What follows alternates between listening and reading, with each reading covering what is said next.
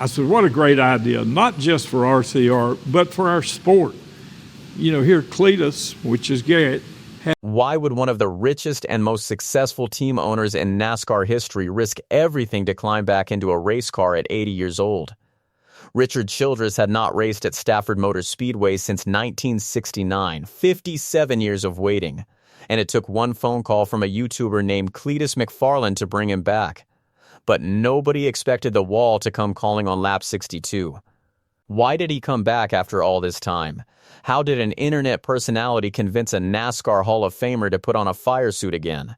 And what really happened once the grain flag dropped in Connecticut? Stick around, because this story is much bigger than one exhibition race, and if you love stories that go beyond the headlines, hit that subscribe button and turn on notifications right now. To understand why this night mattered so much, you have to understand who Richard Childress was before the empire. Younger fans know him as the legendary owner standing on pit road, the man behind Richard Childress Racing, one of the most decorated organizations the sport has ever seen. They know the championships, the trophies, the Hall of Fame plaque.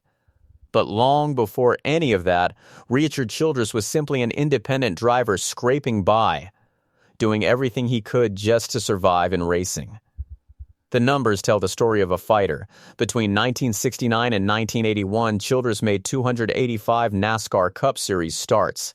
He earned 76 top 10 finishes. He never won a single race, not one trip to victory lane in more than a decade of full-time competition. But what he lacked in wins, he made up for in grit, and that determination earned him respect throughout every garage he ever walked into. And that brings us to Stafford Motor Speedway, the historic half-mile in Connecticut where this entire story began. Childress first raced there in 1969, and when reporters asked him what he remembered about that trip, his answer had nothing to do with lap times or finishing positions. It was about survival. "We didn't have much money at all," Childress said. "We had an old '54 Ford truck that we hauled the race car with. We got up here and had a lot of fun. We didn't really have any idea what we were doing." Think about that image for a moment. A young racer with empty pockets hauling his car north on the back of a 1954 Ford truck, chasing a dream with no roadmap and no guarantee. That race, a NASCAR Grand America Series event, saw Childress battle up front before Pete Hamilton took the checkered flag. Childress went home without a trophy, but with a memory that would last him nearly 6 decades. Then came the decision that changed NASCAR forever. In 1981, Richard Childress made the hardest call of his career. He stepped out of the driver's seat for good and handed the famous number 3 car to a young driver named Dale Earnhardt. That single decision launched one of the most successful partnerships in the history of American motorsports.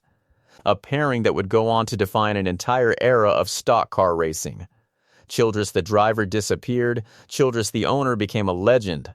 After stepping away, he almost never raced again. His last competitive appearance of any kind came in a Winston Legends exhibition in 1995. For more than 3 decades after that, the closest Richard Childress came to competition was watching his drivers from atop a pit box. So what changed? The answer is Garrett Mitchell, a man millions of fans know better as Cletus McFarland. Mitchell built one of the biggest automotive followings on the internet, turning grassroots racing content into a genuine motorsports empire. And in March 2026, that empire collided with NASCAR royalty when Mitchell signed a developmental deal with Richard Childress Racing. The introduction came through Childress's own grandson, Dillon, and today Mitchell runs the number 33 Tommy's Express Chevrolet on a part-time basis in NASCAR's second-tier series. That relationship opened a door nobody saw coming.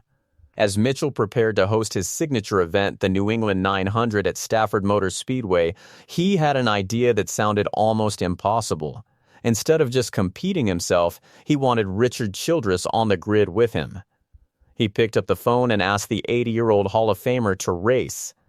And here is the part that surprised everyone. It took almost no convincing at all. I talked to Cletus, and when he asked me to do it, I said, "Yeah, I'll go," Childress said. "I thought it'd just be fun." Just like that, a 57-year absence was about to end. Now, for those who do not know, the New England 900 is unlike anything else in racing. It is a 90-lap exhibition built around nitrous-powered Ford Crown Victorias with every driver in identical machinery. The field mixes NASCAR professionals, drifting legends, and automotive content creators, creating a spectacle that blends serious racing with pure entertainment. The 2026 lineup was stacked. Ryan Preece, the defending winner of the event, was there. Dillon was in the field. Jesse Love joined the grid. Drifting star Vaughn Gittin Jr. signed on. Bobby Earnhardt was racing, and of course, Cletus McFarland himself was in the mix. Stafford Motor Speedway sold out every single seat in the grandstands. The buzz exploded when Jeff Gluck of The Athletic first broke the news on Thursday evening, reporting that Childress had picked up a brand new fire suit and was preparing for Friday night. Within hours, the story spread across the entire racing world. And that is when Ryan Preece delivered one of the funniest media moments of the year. When Gluck asked the Roush Fenway Keselowski racing driver about competing against Childress, Preece did not hesitate. "Hell yeah," Preece said. "Yeah, so I already told him to hold my watch." If you are a newer fan, that line is a direct reference to one of the most infamous moments in modern NASCAR history. Back in 2011, after a Truck Series race at Kansas Speedway, Richard Childress removed his watch, handed it off, and physically confronted Kyle Busch, putting the driver in a headlock and delivering a punch. It remains one of the most talked about confrontations the sport has ever seen, and Preece could not resist bringing it back. When Gluck jokingly asked if Preece planned to rough up the 80-year-old, Preece laughed it off. "Rough him up? Yeah, I don't want to rough him up." And when Gluck fired back that Childress might be the one doing the roughing up, Preece surrendered completely. "Well, he can hold my watch then," he joked. But underneath the trash talk was genuine respect. Stafford Motor Speedway is Preece's home track, the place that shaped him as a driver, and he was thrilled to share it with a legend. Preece revealed that when he spoke with Childress weeks earlier, he learned the Hall of Famer had actually raced at Stafford back in the day, a piece of history even he found fascinating. Then came Friday night. The engines fired, the field rolled out, and every eye in the sold-out grandstands locked onto the all-black Crown Victoria with the iconic number 3 on the door. When the green flag waved, Childress did exactly what 6 decades of racing wisdom told him to do. He settled in. He stayed patient. He avoided trouble. This was not about proving he could outrun drivers 50 years younger. His goal was to stay in the race, enjoy every lap, and finish what he started. The race around him, however, was pure chaos from the opening laps.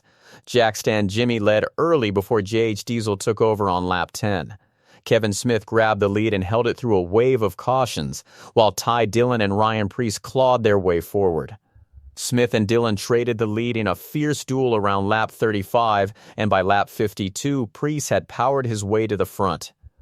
Preece and Dillon then went 3 wide through lap traffic in one of the wildest sequences of the night, swapping the lead multiple times between laps 56 and 57.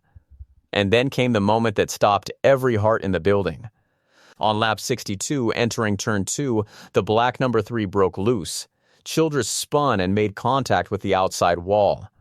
The caution flag flew immediately, and thousands of fans held their breath, waiting to see if the comeback was over before it could finish. It was not. The damage was not enough to end his night, and Richard Childress made a decision that defined the entire evening. He did not load the car onto the trailer. He brought the number 3 back onto the track, kept his nose clean through the madness that followed, and ran every single one of the 90 laps. When the checkered flag waved, Richard Childress crossed the finish line in 10th place at 80 years old in his first Stafford start since 1969. While Childress was writing the feel-good story of the night, the front of the field descended into absolute mayhem. Cletus McFarland made an aggressive move on Preece to take the lead on a restart, but Preece fought back to reclaim it on lap 72. Moments later, McFarland got into the turn 2 wall after more contact with Preece while battling for the lead, ending his night in his own event. But the feud was not finished. Under the caution, the back and forth between the two continued on track, and Preece emerged with a flat tire before the race could return to green. The closing laps delivered even more carnage. A multi-car incident erupted in Turn 3 on a restart. Brad DeBerti spun coming out of Turn 2 and collected several other cars with 78 laps complete. Restart after restart brought fresh chaos, and through all of it, one driver quietly kept surviving. Local short-track racer Zach Walker, who had started dead last in the field. The finish was an instant classic. Ty Dillon took the lead on the final restart, but Walker got a monster run down the backstretch to lead lap 86. Dillon fought back on the outside line and edged ahead by a nose as they took the white flag. Then on the final lap, Dillon and Walker touched in Turn 2. Dillon got out of shape, and Zach Walker drove on to win the New England 900. Ryan Preece recovered from his flat tire to finish second, with Kevin Smith, Ty Braun, and J.H. Diesel rounding out the top 5. Preece got the last laugh afterward, posting another watch joke on X about his battle with McFarland and being ready to hand his watch to Richard Childress. But step back from the results, because that is not what this night was truly about. This was a full-circle moment 57 years in the making. A broke young racer who arrived with a 1954 Ford truck and empty pockets, returning as a Hall of Famer to the exact same half-mile. Fellow competitors saw it too. One driver described Childress out there with his elbows up, swatting flies, and clearly having a good time. Events like the New England 900 strip racing back to something pure and raw, back to what this sport was built on and what it can still be. Richard Childress said before the race that he was going to have fun. Even the wall could not argue with that. Once a racer, always a racer. So now the question goes to you. Should Richard Childress climb back in the car again? Or was this the perfect one-time comeback? Drop your answer in the comments below.